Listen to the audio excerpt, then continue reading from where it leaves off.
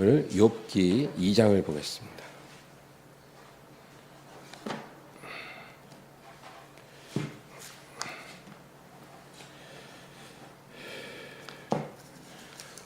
우리 3절에서 10절까지 다 같이 읽습니다. 여호와께서 사탄에게 이르시되 내가 내 종 욥을 주의하여 보았느냐. 그와 같이 온전하고 정직하여 하나님을 경외하며 악에서 떠난 자가 세상에 없느니라. 내가 나를 충동하여 까닭 없이 그를 치게 하였어도 그가 여전히 자기의 온전함을 굳게 지켰느니라. 사탄이 여호와께 대답하여 이르되 가죽으로 가죽을 바꾸니 사람이 그의 모든 소유물로 자기의 생명을 바꿀지라. 이제 주의 손을 펴서 그의 뼈와 살을 치소서. 그리하시면 틀림없이 주를 향하여 욕하지 않겠나이까. 여호와께서 사탄에게 이르시되 내가 그를 내 손에 맡기노라. 다만 그의 생명은 해하지 말지니라. 사탄이 이에 여호와 앞에서 물러가서 욥을 쳐서 그의 발바닥에서 정수리까지 종기가 나게 한지라. 욥이 제 가운데 앉아서 질그릇 조각을 가져다가 몸을 긁고 있더니 그의 아내가 그에게 이르되 당신이 그래도 자기의 온전함을 굳게 지키느냐. 하나님을 욕하고 죽으라. 그가 이르되 그대의 말이 한 어리석은 여자의 말 같도다. 우리가 하나님께 복을 받았은즉 화도 받지 아니하겠느냐 하고 이 모든 일에 욥이 입술로 범죄하지 아니하니라. 아멘. 오늘은 분별하라 라는 제목으로 말씀을 나누려고 합니다. 여러분, 우리가 이 세상을 살아갈 때 분별하는 것이 참으로 중요하죠. 분별을 잘해야 고생을 하지 않습니다. 분별이 없으면 손해가 크죠. 고통을 겪게 되는 것입니다. 사람을 사귈 때도 분별을 잘해서 사귀어야 되고, 또 어떤 물건을 살 때도, 또 어떤 계약을 할 때도 분별이 있어야 합니다. 하나님께서는 그 자녀들을 위해서 성령의 은사를 주십니다. 성령으로 선물을 주시는 것입니다. 그 은사들 중에 영분별이라는 은사가 있어요. 우리가 이 세상을 살 때 일반적인 분별도 지혜롭게 잘 해야 되겠지만은 무엇보다도 영분별을 잘 해야 합니다. 그러니까 영을 분별하는 능력이 있어야 된다 그 말입니다. 영분별을 잘못하면 나를 향한 하나님의 계획을 망치게 되는 것입니다. 하나님이 나에 대해서 어떤 계획이 있거든요. 그 계획대로 우리가 잘 따라가면 좋은데 우리가 자유의지가 있기 때문에 그 계획을 망쳐버릴 때가 많다는 거예요. 마치 우리가 내비게이션 따라서 잘 가다가 잠깐 방심하면 내비게이션 안내를 못 받을 때가 있잖아요. 그러면 내비게이션이 다시 재설정을 해요. 재탐색을 해요. 그러면 어떻게 돼요? 조금 더 시간이 지체되고 돌아가게 되는 거죠. 목적지를 갈 수는 있지만 가장 빨리 갈 수 있는 길을 못 간다 그 말입니다. 인생도 마찬가지예요.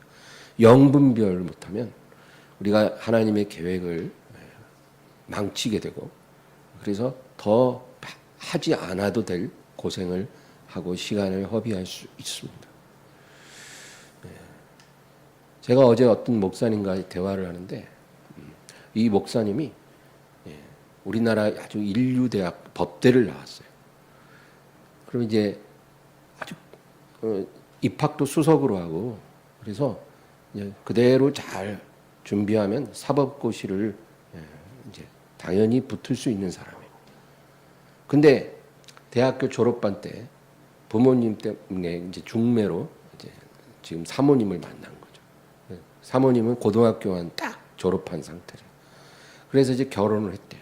결혼했는데 이제 시골에서 부모님 밑에서 시집살이 하는 게 너무 안쓰러워서 이제 아내를 고생을 안 시키겠다고 아내를 데리고 서울로 올라와서 회사에 들어간 거예요. 왜냐하면 서울에 올라와서 따로 살림을 차리니까 돈을 벌어야 되잖아요. 그러니까 고시 공부를 할 여유가 없는 거예요. 그래서 고시를 포기하고 이제 회사에 들어가서 이제 회사 생활을 오래 하다가 이제 부르심을 받고 이제 목사가 됐다는 거죠. 그래서 이제 목사가 된 뒤에 한 번은 부부가 기도원에 가서 기도를 하는데 우리나라에서 아주 유명한 그런 예언의 은사가 있는 그런 원장이 운영하는 기도원이래요. 그러니까 오래전 일이죠.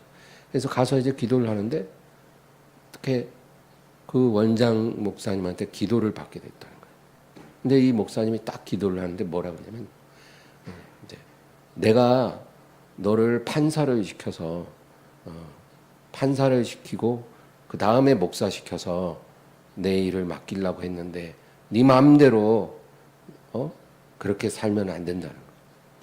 깜짝 놀랐대요. 그 원장님은 자기가 법대 출신인지 알 리도 없고 자기 인생을 모를 텐데 너무 놀랐다는 거예요. 그리고 자기가 이제 회개했다는 거예요. 아, 내가 내 마누라 그 시집살이 안 시키려고 그 인내의 시간을 못 버티고 내 마음대로 시골에서 서울로 올라와서 고시 공부 포기하고 회사 들어가서 이렇게 이제까지 살아왔는데 그게 원래 하나님이 나에게 계획했던 길이 아니었다는 걸 깨달았다는 거죠. 그래서 제가 마음속으로 영분별이 참 필요하구나. 왜냐하면 제 인생에도 그런 일들이 여럿 있었거든요. 그래서 우리가 영분별을 잘하는 것이 참으로 중요합니다. 여러분, 이 세상 만물에 다 영이 깃들어 있다 이렇게 말하는 사람들이 있어요. 모든 만물에는 영이 있다 이렇게 말하는 사람들을 범신론 혹은 자연신론이라 그래요. 그건 잘못된 생각이죠. 모든 만물은 다 하나님이 창조하신 것인데 모든 만물에 영이 있는 건 아닙니다. 우리가 보는 이런 동물들이나 식물들, 뭐 아름다운 나무나 꽃들은요, 그 자체로 하나님의 영광을 드러내는 피조물이지, 그 안에 영이 있는 것은 아닙니다. 그래서 영분별이 필요가 없는 대상들이에요. 우리가 어디 꽃집에 가서 꽃 한 송이를 산다든지, 시장에 가서 과일 하나를 고를 때, 뭐 영분별을 할 필요는 없는 거예요. 이 과일이 맛이 있을까? 그런 건 우리가 분별하면 좋지만 영분별이 필요한 건 아니라는 거죠. 영분별이라는 것은 영이 없는 존재를 분별하는 것이 아니라 영을 가진 존재를 우리가 잘 분별해야 된다는 겁니다. 그래서 우리가 이게 사람을 사귄다거나 선을 본다든지 혹은 어떤 사장이 직원을 채용한다든지 이럴 때는 그 사람의 영을 잘 분별할 수 있어야 된다. 이 사람의 영이 살아있는 영인지 죽은 영인지 병든 영인지 잠든 영인지 우리가 이런 것을 분별할 수 있다면 얼마나 좋겠어요.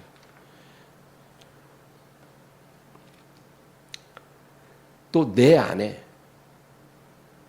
들어오는 어떤 생각들 또 내 귀에 들려오는 말들 이런 것들도 우리가 영분별을 해야 한다는 겁니다. 내 영에 어떤 것들이 들어오려고 하거든요. 그런 것을 분별해서 빨리 대처를 하면 우리에게 굉장히 유익하다 그 얘기입니다. 성경은 하나님은 영이시니 예배하는 자는 신령과 진정으로 예배하라 그랬잖아요. 그러니까 영을 가진 존재는 첫 번째로 하나님이시죠. 하나님은 영이시다는 거예요. 그 다음에 하나님이 부리시는 영들이 있다는 거예요. 히브리서 1장 14절 모든 천사들은 섬기는 영으로서 구원받을 상속자들을 위하여 섬기라고 보내심이 아니자. 천사들도 영입니다. 하나님이 부리시는 영이고 또 우리를 섬기기 위해 보냄받은 영들이. 그래서 여러분 지금 이 자리에도 확실하게 천사들이 와 있는 것입니다. 왜냐하면 하나님의 자녀들을 보호하고 섬기도록 천사들이 보냄을 받았다는 거죠. 그러니까 우리가 이렇게 모여 있기 때문에 천사들도 많이 와 있는 거예요. 그런 영들이 있습니다. 또 하나님을 거역한 사탄, 악령, 귀신들, 이것들도 영적인 존재들입니다. 그들은 하나님을 대적하기 때문에, 예수를 대적하기 때문에 적그리스도의 영이다, 그렇게도 표현을 해요. 예수님을 대적하는 영들, 그것이 다 적그리스도의 영이에요. 물론 마지막 때는 어떤 한 사람이 나타날 것이라고 예언을 하고 있지만, 그리스도를 대적하는 모든 영이 다 적그리스도의 영입니다. 요한일서 4장 1절입니다. 사랑하는 자들아, 영을 다 믿지 말고 오직 영들이 하나님께 속하였나 분별하라. 많은 거짓 선지자가 세상에 나왔습니다. 영이 없는 것들에 대해서는 우리가 영분별을 할 필요조차 없지만, 영적인 존재들에 대해서는 우리가 반드시 그 영이 하나님께 속하였나 분별하라. 그래서 영분별을 꼭 해야 된다, 그 말입니다.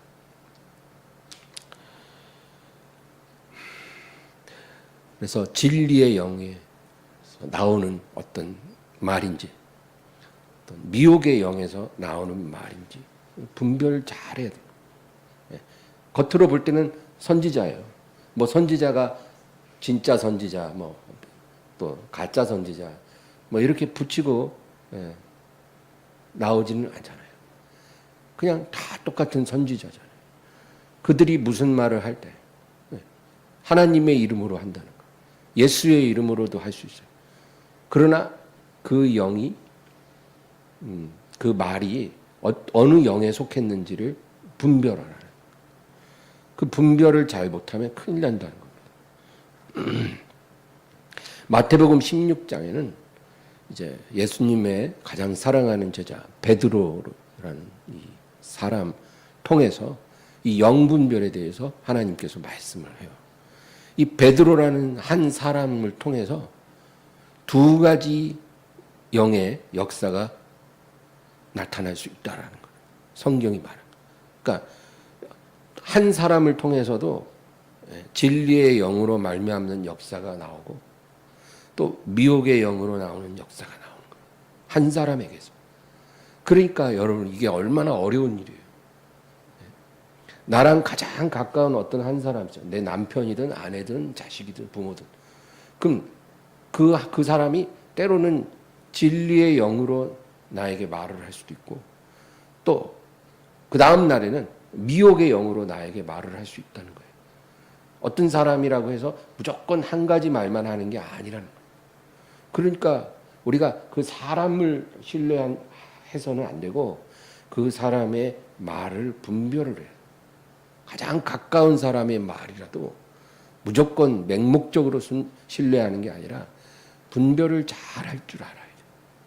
그 아담이 자기 아내가 준다고 그냥 생각 없이 먹었잖아요. 선악과를. 그러면 안 된다. 아내가 주든 부모가 주든 뭐가 됐든 그것이 영적인 것이면 영분별을 해야 된다. 항상 그것이 중요하다. 가장 가까운 사람으로 넘어질 수 있다. 그거죠.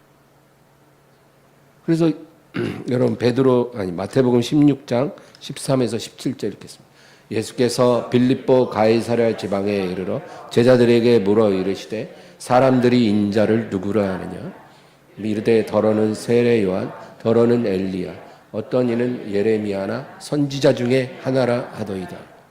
이르시되 너희는 나를 누구라 하느냐? 시몬 베드로가 대답하여 이르되 주는 그리스도시요 살아계신 하나님의 아들이시니이다. 예수께서 대답하여 이르시되 바요나 시몬아 내가 복이 있도다. 이를 내게 알게 하니는 혈육이 아니요 하늘에 계신 내 아버지시니라. 지금 사람들은 예수님이 누구신지 잘 몰라요. 그래서 예수님이 이제 제자들에게 물어요. 너희들은 나를 무엇이라고 누구라고 생각하느냐? 그러니까 이제 베드로가 탁 대답을 합니다. 주는 그리스도시요 살아계신 하나님의 아들이십니다. 딱 그렇게 고백하니까 예수님이 아주 칭찬해 주셔요. 정답이라. 네가 복 있는 자라.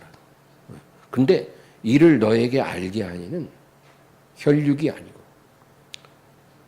하늘에 계신 아버지시라. 그러니까 네가 똑똑해서 깨달은 게 아니라는 거야. 아버지께서 그것을 너에게 알게 해주셨다. 그러니까 진리의 영으로 베드로를 깨닫게 해주신 거예요. 예수님이 누구신지. 그래서 이런 놀라운 고백을 한 거예요. 그러니까 지금 베드로는 진리의 영에 의해서 이런 신앙 고백을 했기 때문에 칭찬받은 거예요. 그런데 바로 즉시 얼마 후에 어떤 일이 일어났을까요? 20일부터 23절 읽겠습니다. 이때로부터 예수께서 자기가 예루살렘에 올라가 장로들과 대제사장들, 서기관들에게 많은 고난을 받고 죽임을 당하고 제3일에 살아나야 할 것을 제자들에게 비로소 나타내시니 베드로가 예수를 붙들고 항변하여 이르되 주여 그리 마옵소서 이 일이 결코 죽게 미치지 아니하리이다. 예수께서 돌이키시며 베드로에게 이르시되 사탄아 내 뒤로 물러가라. 너는 나를 넘어지게 하는 자로다. 네가 하나님의 일을 생각하지 아니하고 도리어 사람의 일을 생각하는도다 하시고. 지금 아까 전에 주는 그리스도시요 살아계신 하나님의 아들이시니라 그 고백하고 나서 바로 이어지는 구절이에요. 그러니까 같은 날 일어난 사건일 수도 있고 며칠 텀으로 일어날 수도 있어요. 얼마 전에만 방금 전에만 해도 성령에 의해서 위대한 고백을 했는데 지금 뭐라 그래요? 주여 그리 마옵소서 이 일이 절대로 주에게 일어나지 않을 것입니다. 그러니까 예수님이 돌이키시면 베드로에게 이르시되 사탄아 내 뒤로 물러가라. 너는 나를 넘어지게 하는 자다. 네가 하나님의 일을 생각하지 않고 사람의 일을 생각하는도다. 지금 베드로는요, 지금 자기가 사탄의 영으로 어떤 말을 했다는 것을 깨닫지 못하고 있어요. 겉으로 볼 때는 대단히 예수님을 염려하는 제자의 그런 말 같아요. 그렇죠? 내가 이제 예루살렘에 가서 붙잡혀서 많은 고난을 받고 죽임당하고 3일 만에 살아나야 하리라. 그러니까 주님 무슨 말씀을 그렇게 하세요? 주님께 그런 일이 일어나면 안 되죠. 하고 굉장히 주님을 염려하는 것 같은 말이지만 다 그렇게 여겼어요. 뭐 베드로가 무슨 실수한 게 아니에요. 근데 예수님은 영분별을 하신 거예요. 아무도 영분별을 못하고 있을 때 겉으로 볼 때는 아무 문제가 없는 말인데 영분별을 하시니까 그 베드로의 입을 통해서 예수님의 길을 회방하고 예수님을 실족시키기 위한 그런 사탄의 계략을 깨달은 거죠. 그래서 즉시로 그 사탄을 꾸짖고 또 베드로를 꾸짖으신 거예요. 이게 영분별이에요. 지금 가장 사랑하는 제자를 통해 사탄이 역사하는 걸 예수님은 정확히 보신 거죠. 여러분, 근데 이런 일이 우리에게도 늘 일어날 수 있다라는 것입니다. 그러므로 가장 가까운 사람의 말이라도 무조건 그 사람을 신뢰함으로 그게 말도 다 신뢰해서는 안 되고 나를 위해 주는 사람, 좋은 사람이라 해도 순간으로 사탄이 그 입술을 통해 실족시킬 수 있다는 걸 우리가 항상 기억하고 살아야 돼요. 남편 말이라고 다 믿지 말고 기도해 봅시다. 이렇게 아내가 뭔 말을 해도 기도해 보자고. 이렇게 신중하게 부모가 뭔 말을 해도 알았어요 하고 또 기도하고 영분별을 해야 된다는 거예요. 목사가 말을 해도 영분별 하세요. 목사라고 무조건 옳은 말 하나요? 그랬다면 큰일 나요. 분별해요. 우리가 절대적으로 신뢰하고 의지할 분은 우리 안에 계신 성령님. 그분이 우리를 보호하고 우리에게 모든 진리를 가르쳐 주시는 거예요. 생각나게 하시는 분이지 그 외에 바깥에 있는 영적 존재들은 분별해야 돼요. 심지어 바울이 뭐라 그랬어요? 우리가 너희에게 전한 이 복음 외에 다른 복음을 전하는 자라면 저주를 받을지어다. 심지어는 하늘의 천사들일지라도 저주를 받을지어다 그러죠. 그러니까 다른 복음을 전하는 천사가 있다면 그 천사는 하나님이 부리시는 영이 아니라 하나님을 거역하는 영이겠죠. 분별하라 그 얘기죠. 네. 오늘 본문은 욥기입니다. 제가 요즘에 욥기를 이렇게 읽고 있는데 욥기를 읽는데 그 욥의 세 친구가 하는 말은 읽기가 힘들어요. 그래도 제가 열심히 읽고 있는데 이 특별히 욥기 2장 8절 9절 읽겠습니다. 욥이 제 가운데 앉아서 질그릇 조각을 가져다가 몸을 긁고 있더니 그의 아내가 그에게 이르되 당신이 그래도 자기의 온전함을 굳게 지키느냐 하나님을 욕하고 죽으라. 여러분 이 욥의 아내는 어떤 사람이었을까요? 욥의 아내. 이름도 안 나와요. 근데 여러분 욥이 일평생 하나님을 온전히 경외하는 사람이잖아요. 그렇죠?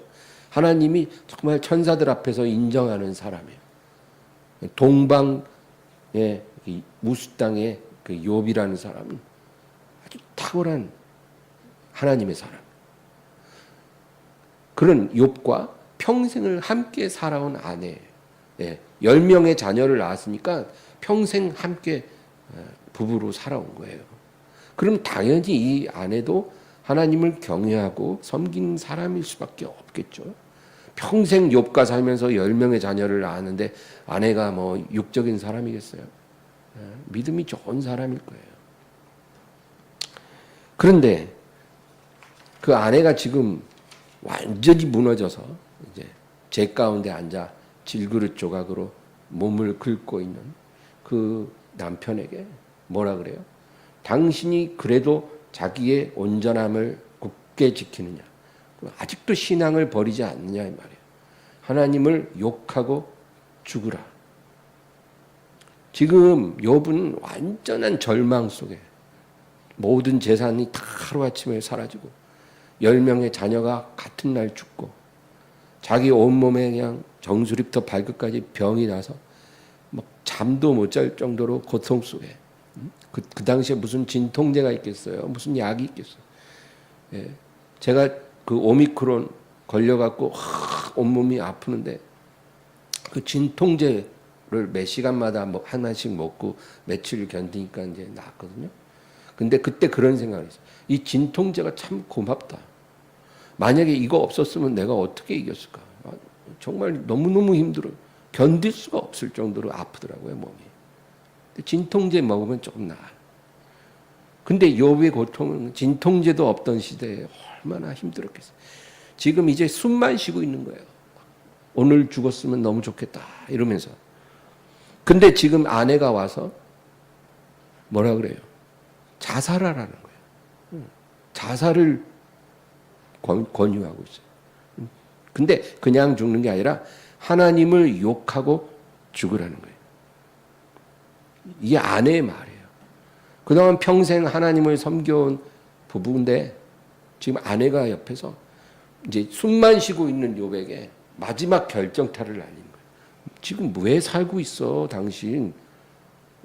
그냥 하나님을 욕하고 죽어버려. 너무 힘들잖아. 우리에게 이런 고통을 준 하나님을 욕하고 그냥 오늘 죽어버리자고 이렇게 말을 하는 거예요. 이 하나님을 욕하라는 것을 누가 좋아할까요? 만약에 욥이 하나님을 욕했으면 그걸 누가 제일 좋아했겠어요? 욥 오늘 본문 3절에서 5절 읽겠습니다. 여호와께서 사탄에게 이르시되 내가 내 종 욥을 주의하여 보았느냐? 그와 같이 온전하고 정직하여 하나님을 경외하며 악에서 떠난 자가 세상에 없느니라. 내가 나를 충동하여 까닭없이 그를 치게 하였어도 그가 여전히 자기의 온전함을 굳게 지켰느니라. 사탄이 여호와께 대답하여 이르되 가죽으로 가죽을 바꾸오니 사람이 그의 모든 소유물로 자기 생명을 바꾸을지라. 이제 그의 손을 펴서 그의 뼈와 살을 치소서. 그리하시면 틀림없이 주를 향하여 욕하지 않겠나이까. 지금 사탄과 하나님이 지금 욥의 아내가 어떻게 행동하느냐 그건 중요한 게 아니에요. 아마 이 욥의 아내는 벌써 하나님 한 100번은 욕을 했을 거예요. 그래도 별 중요한 게 아니에요. 지금 중요한 것은 이 욥이라는 믿음의 사람이 이 극한의 절망 속에서 하나님을 욕을 할 것인가 안 할 것인가. 지금 그게 중요한 거예요. 그걸로 지금 하나님이 사탄과 대화를 나누고, 그러면 저가 나를 욕하는지 안 하는지 보기 위해서 마지막 한 번 더 시험을 하자. 뭐 자식들 다 죽이고 재산 다 가져간 걸로는 부족하니까 이제 몸을 쳐서 극한의 고통 속에서 저가 나를 욕하는지 안 하는지 보자 이거예요. 그러니까 지금 욥의 아내가 와서 하나님을 욕하고 죽으라고 하는 건 정확하게 사탄의 영으로 그가 욥에게 말을 한 거예요. 욥이 영분별을 못했으면 아휴, 하나밖에 없는 내 아내까지도 이제 나를 죽으라고 하니 그래야 되겠네. 이랬으면은 어떻게 되겠어요? 욥이 영분별을 잘했어요. 그래서 어리석게 하나님을 원망하지 않았다.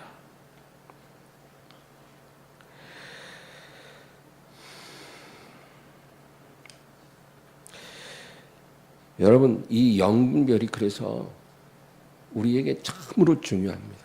욥과 같은 일이 우리에게 일어나면 안 되겠죠. 그러지 않기를 바라지만, 그러나 욥이 당한 그런 시험을 우리도 어느 정도 당할 수 있고, 가장 괴로운 시간에, 가장 중요한 시간에 우리가 영분별을 꼭 해야 하는 상황이 옵니다. 영분별을 잘해야 돼. 그래야 우리가 승리할 수 있어요. 하나님의 이 계획이 어그러지지 않을 수가 있다. 그것입니다. 영분별과 관련해서 또 우리는 시대를 분별할 줄 알아야 합니다. 시대도 분별해야 돼요. 그게 영분별에서 연장선상이에요. 예수님의 제자들이 하루는 예수님께 질문을 합니다. 마태복음 24장 3절 읽겠습니다. 예수께서 감람산 위에 앉았을 때에 제자들이 조용히 와서 이르되 우리에게 이르소서 어느 때에 이런 일이 있겠사오며 주의 임하심과 세상 끝에는 무슨 징조가 있사오리까. 주님, 마지막 종말의 때에는 이 세상이 어떻게 되겠습니까? 어떠한 일이 일어날까요? 그 질문했다는 거예요. 근데 예수님이 뭐라 그러냐면, 이제 마지막 때가 될수록 너희는 사람의 미혹을 받지 않도록 조심하라. 그렇게 말씀해요. 4절 5절입니다. 예수께서 대답하여 이르시되 너희가 사람의 미혹을 받지 않도록 주의하라. 많은 사람이 내 이름으로 와서 이르되 나는 그리스도라 하여 많은 사람을 미혹하리라. 그러니까 마지막 때에 예수님이 이제 제자들에게 일어날 일들을 경고하실 때 제일 먼저 하신 말씀이, 일단 너희는 마지막 때가 되면 사람의 미혹을 받지 않도록 조심해야 된다는 거예요. 그때가 될수록 많은 사람이 내 이름으로 와서 내가 그리스도라 하겠다. 이 말은요, 이단의 교주가 자기가 그리스도라 이런 말을 하기도 하지만, 그것뿐만 아니라 내가 지금 전하는 게 하나님의 말씀이라, 내가 하나님께 받은 어떤 특별한 계시를 받았다, 그걸 내가 말해준다, 이렇게 말하는 사람들을 분별해야 된다. 하나님의 이름으로, 예수의 이름으로 어떤 예언을 하는 사람들을 우리가 잘 분별해야 한다. 미혹당하면 안 된다, 그 얘기예요. 그래서 여러분, 요즘 유튜브에서는요, 정말 그럴듯한 설교자들이나 예언하는 그런 동영상이 너무 많아요. 근데 우리가 그런 거를 분별을 못했다가는 굉장히 위험해질 수 있어요. 그 얘기입니다. 옛날에는 어떤 미혹을 당하려고 해도 어디 기도원에 가든지 특별한 장소에 가야 뭘 듣든지 말든지 그렇잖아요. 예. 내가 서점에 가서 어떤 책을 사야 뭘 읽어야 뭘 미혹을 받든지 말든지 할 텐데, 요즘은 유튜브 같은 걸로 너무나 쉽게 아무 설교나 다 들을 수가 있잖아요. 예. 그냥 뭔가 솔깃한 제목으로 우리가 쉽게 들을 수 있잖아요. 그러니까 사람의 미혹을 받지 않도록 주의하라. 그 다음 6절입니다. 난리와 난리 소문을 듣겠으나 너희는 삼가 두려워하지 말라. 이런 일이 있어야 돼. 아직 끝은 아니니라. 그러니까 난리와 난리의 소문이 점점 많이 들릴 것이다. 그러나 너희는 동요하거나 두려워하지 말아라. 그러니까 난리의 소문을 듣고 두려움에 빠지지 말라. 이게 우리가 조심해야 되는 거예요. 예. 전쟁의 소문, 어떤 기근의 소문, 또 전염병의 소문, 이런 소문이 계속 들릴 거라는 거예요. 우리 귀에. 그런데 두려워하지 말라는 거예요. 원수는 이런 소문을 통해서 우리 마음을 흔들어 놓고 두려움을 준다는 거예요. 두려움이 들어오면 여러분 사람이 위축되죠. 예. 그래서 엊그제 통계 자료 보니까 코로나 바이러스 치사율이 0.6%래요. 그러니까 코로나에 감염된 사람 100명이 있으면 죽은 사람은 0.6이에요. 한 명도 안 되는 거예요. 그러니까 그거는 그냥 일반적인 전염병보다도 치사율이 아주 낮은, 별 걱정할 필요가 없는 건데도 일단은 두려움이 들어오니까 그냥 사회가 마비돼 버렸어요. 모든 사람의 신앙도 그냥 막 스톱돼 버렸어요. 이런 두려움의 역사를 너희가 조심해라. 그 얘기죠. 다음 7절에서 9절. 민족이 민족을, 나라가 나라를 대적하여 일어나겠고 곳곳에 기근과 지진이 있으리니 이 모든 것은 재난의 시작이니라. 그때 사람들이 너희를 환난에 넘겨주겠으며 너희를 죽이리니 너희가 내 이름 때문에 모든 민족에게 미움을 받으리라. 실제로 마지막 때가 될수록 민족 간의 전쟁이 일어나고 나라 간의 또 전쟁이 일어나고 도처에서 전쟁들이 막 일어날 거라는 거예요. 지금 지구촌에 2군데서 전쟁하고 있잖아요. 이제 앞으로 3군데 되고 4군데 될 수 있는 거예요. 전쟁이 계속 일어날 것이고 기근이 또 계속 심해질 거라는 거예요. 경제적 어려움이 가중될 거라는 거죠. 그 다음 지진, 천재지변이 아주 빈번하게 일어난다는 거예요. 천재지변이 막 일어날 수 없는 일들이 엄청 일어나는 거예요. 지금 뭐 텍사스에서 눈이 온다잖아요. 1년 내내 눈이 절대 올 수 없는 그런 반팔 반바지만 입고 사는 지방에도 눈이 오고, 또 뭐 반대로 추운 지방인데도 완전히 한여름 복날씨가 오고 지진, 화산 뭐 그런 일들이 계속 일어난다. 이런 일들이 동시다발적, 전 지구적으로 빈번해질 때 이것이 재난의 시작이라, 그러니까 종말의 시작이라 이 말이에요. 그러니까 주님이 마지막 때에 이렇게 될 거라고 우리에게 알려주신 거예요. 그리고 나서 이제 9절 거기 보면 그때 사람들이 너희를 환난에 넘겨주겠으며 너희를 죽이리니 너희가 내 이름 때문에 모든 민족에게 미움을 받으리라. 이제 전 세계적으로 기독교와 크리스찬에 대한 증오와 이런 박해가 극심해진다는 거죠. 아주 심해진다는 거예요. 예전에는 이슬람 문화권, 또 불교, 힌두교 나라, 그런 데 가야 기독교인들이 박해를 받았거든요. 근데 미국이나 유럽이나 한국이나 이런 기독교가 주류를 이루는 문화권에서는 교회나 크리스찬들의 박해받는 일이 없었잖아요. 근데 그러지 않을 거라는 거예요. 이제는 전 세계적으로 문화권과 상관없이 이러한 증오와 박해가 점점 심해지고 너희가 내 이름 때문에 모든 민족에게 미움을 받으리라. 그러니까 예수님을 믿는 것 하나 때문에 직장에서도 미움받고 지역사회에서도 미움받고 친구들 사이에서 따돌림받고 그냥 뭐 혼사길도 막히고, 예. 모든 영역에서 너희들이 나를 믿는다는 그 이유 하나 때문에 불이익을 당하고 미움을 받고 공격을 받을 거라는 거예요. 이게 전 세계적으로 이렇게 일어나게 될 것이다. 그 다음 10절에서 12절입니다.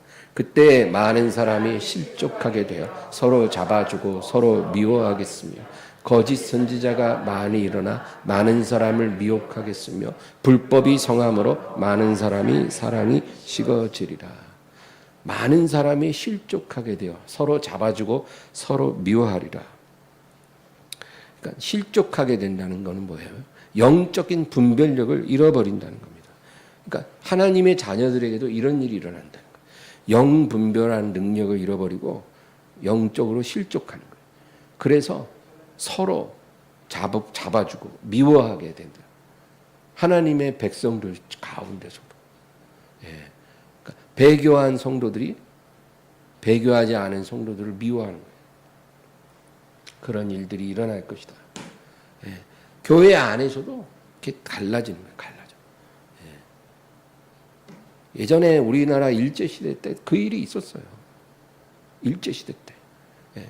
신사참배에 동의하는 교회와 크리스찬들과 신사참배를 끝까지 거부하는 소수의 크리스찬들이 갈라졌어요. 그래서 신사참배하는 그 크리스찬들이요, 신사참배 거부하는 사람들 그렇게 공격하고 미워했어요. 교회 안에 그런 일이 일어나요. 역사는 자꾸 반복되잖아요. 2차 대전 때 독일 교회도 똑같았어요. 히틀러를 지지하는 대부분의 독일 교회와 그리고 히틀러를 반대하는 극소수의 교회가 서로 나눠졌어요. 그래서 지지하는 교회들이 반대하는 교회들을 극심하게 핍박했어요. 공격하고 이단이라고 그러고. 근데 앞으로 그런 일이 더 많이 자주 일어나게 될 것이다. 그리고 거짓 선지자가 많이 일어나 많은 사람을 미혹하겠으며, 거짓 선지자는 교회 안에서 설교하는 설교자들을 말해요. 예언하는 사람들을 말해요. 이런 사람들이 많은 사람을 미혹해서 믿음을 버리도록, 믿음에서 떠나도록 만들 거라는 거죠. 그런 일이 일어날 것이다. 그 다음에 불법이 성함으로 많은 사람의 사랑이 식어지리라. 예. 사랑이 점점 식어진다는 거예요. 사랑이 사라지는 거예요. 교회 안에서도 사라지고 사회에서도 마찬가지고. 예. 바깥에서도 어떤 위기가 오지만 성도들의 내면에서 이런 문제들이 일어나는 거예요. 사랑이 점점 식어진다는 거예요. 그 다음에 13절 읽겠습니다. 그러나 끝까지 견디는 자는 구원을 얻으리라. 예, 끝까지 견디는 자가 구원을 얻으리라. 여러분, 우리가 말세를 산다는 것은 축복이면서도 굉장히 위험한 거예요. 예, 우리는 죽음을 경험하지 않을 마지막 세대가 될 수도 있기 때문에 너무나 감사하죠. 예수님의 재림을 역사에서 맞이할 수 있다는 것도 축복이죠. 그러나 이런 상황을 끝까지 견딜 수 있는 믿음이 있을 때 축복이에요. 만약에 이런 것을 견뎌낼 수 있는 믿음이 아니면 이것은 축복이 아니에요. 그러면 오늘 네 가지 얘기한 것. 첫째는 사람의 미혹을 받지 않도록 주의하라는 것. 두 번째는 난리와 난리의 소문이 들릴 때 두려워하지 말라. 히브리서 10장 38, 39 읽겠습니다. 나의 의인은 믿음으로 말미암아 살리라. 또한 뒤로 물러가면 내 마음이 그를 기뻐하지 아니하리라 하셨느니라. 우리는 뒤로 물러가 멸망할 자가 아니요 오직 영혼을 구원함에 이르는 믿음을 가진 자니라. 예, 뒤로 물러가면 안 돼요.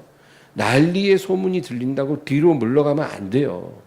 전쟁이 일어날 것 같다고 뒤로 물러나고, 전염병 온다고 뒤로 물러나고, 사업이 어려워지고 기근이 온다고 뒤로 물러나고, 이러면 안 된다는 거예요. 뒤로 물러나라고 이런 고난이 오는 게 아니라는 거예요. 우리는 영혼을 구원함에 이르는 믿음을 가진 자이기 때문에 뒤로 물러가지 말아야 돼요. 뒤로 물러가는 사람 하나님 기뻐하지 않는다.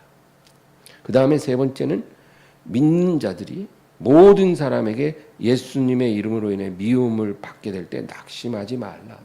그거고요. 네 번째는 불법이 성함으로 많은 사람이 사랑이 식어질 때, 극단적인 이기주의가 개인 간에 팽배할 때 사랑의 불이 우리 안에서 뜨겁게 타오르도록 해야 된다. 예수님으로 인해서 사랑의 불이 타오르고 있어요. 우리 주변의 모든 사람의 마음에 사랑이 다 식어서 저마다 이기적으로 막 살아갈 때, 강팍해서 진짜 아무도 못 믿고 막 서로 막 물고 뜯고 할 때 우리 안에는 예수님으로 인해서 사랑의 불이 타오르고 있어야 된다. 마지막 때가 될수록 주변은 점점 어두워지고 우리 안에 불은 더 환하게 타올라야 된다. 베드로전서 4장 7절 8절입니다. 만물의 마지막이 가까이 왔으니 그러므로 너희는 정신을 차리고 근신하여 기도하라. 무엇보다도 뜨겁게 서로 사랑할지니 사랑은 허다한 죄를 덮느니라. 만물의 마지막, 예수님의 강림이 가까울 때 정신 차리고 근신하여 기도할 뿐더러 무엇보다 뜨겁게 서로 사랑하라는 것. 하나님의 자녀들, 예수님을 순전하게 믿는 자녀들이 모이기에 힘쓰고 그리고 뜨겁게 기도하고 뜨겁게 서로 사랑해야 돼. 예수님의 사랑으로 타올라야 된다. 그래야만 한다는 거예요. 그런 사람들을 주님께서 구원하러 반드시 오시리라. 그렇게 말씀하는 것입니다. 여러분, 마지막으로 누가복음 12장 56절을 읽겠습니다. 외식하는 자야, 너희가 천지의 기상은 분간할 줄 알면서 어찌 이 시대는 분간하지 못하느냐. 예수님이 제자들에게, 사람들에게 말했어요. 아니, 날씨는 다 분간하고 저녁에 하늘이 붉으면 다음날 날이 덥겠다. 다 분간하면서 어찌하여 시대를 분간하지 못하느냐. 이게 분별이 없다는 거예요. 영분별하라는 거예요. 시대를 분별하라. 하나님의 자녀가 그냥 안일하게 그냥 그렇게 살지 말고 분별하며 살라. 영분별, 시대 분별 꼭 있어야 된다는 거예요.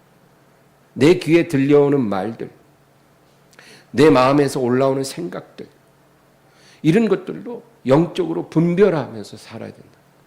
가까운 사람들이 말한다고 다 신뢰하지 말고 내 안에 있는 성령님을 의지해서 분별할 수 있도록 하라는 거예요. 그런 분별력을 구하라는 거예요. 하나님께. 하나님이 그런 기도는 좋아하세요. 그런 거 구하면 하나님이 아끼지 않고 주세요. 하나님 영분별할 수 있도록 도와주세요. 제게 들리는 많은 사람들의 이야기들을 들을 때 제가 성령님 의지해서 잘 분별해서 진리의 영으로 오는 말씀인지 미혹의 영으로 오는 말씀인지 분별하게 해주세요. 그리고 이 시대를 제가 잘 분별해서 더 근신하고 깨어있고 기도하며 살게 해주세요. 여러분, 우리가 이런 분별의 은혜 가운데 승리하기를 주의 이름으로 축원합니다. 하나님 아버지 감사합니다. 주님을 찬양합니다. 오늘도 주님께 나아가 기도할 때 오늘 말씀을 붙잡고 또한 기도하게 하시고 주여 성령님 우리 안에 임하셔서 영분별을 잘하며 우리가 넘어지지 않고 실족하지 않고 미혹되지 않도록 도와주시옵소서. 시대를 잘 분별해서 점점 어두워가는 이 세상을 보며 우리 주님이 다시 오실 것을 우리가 믿어 의심치 않고 깨어있게 도와주시옵소서. 예수님의 이름으로 기도합니다.